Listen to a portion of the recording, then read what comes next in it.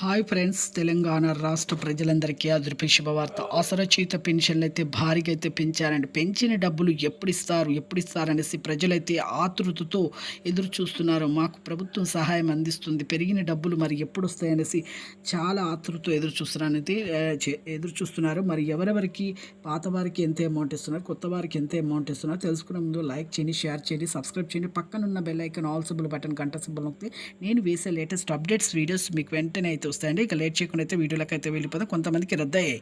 మరి ఎందుకు రద్దయ్యాయి తెలుసుకుందామండి. ఏ సర్టిఫికెట్స్ లేకపోవడం వల్ల రద్దు అవుతున్నాయి.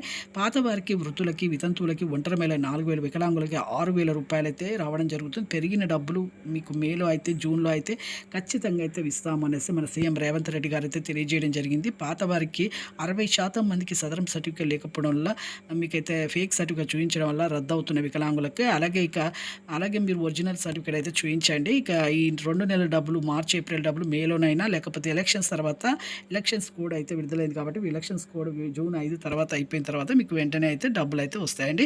అలాగే కొత్త వారికి, వృద్ధులకి, వితంతువులకి, డయాబెటీస్, హెచ్ఐవి బాధితులు 4,000, వికలాంగులకి 6,000, వితంతువులకి 4,000 వీళ్ళందరికీ